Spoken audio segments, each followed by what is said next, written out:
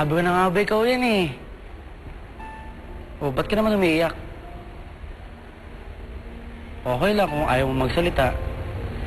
Ganyan din nararamdaman ko pag masama yung loob ko eh.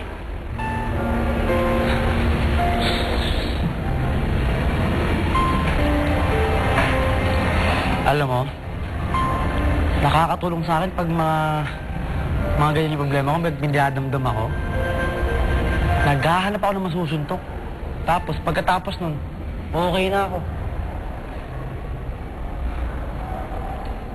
If I'm not in love with you,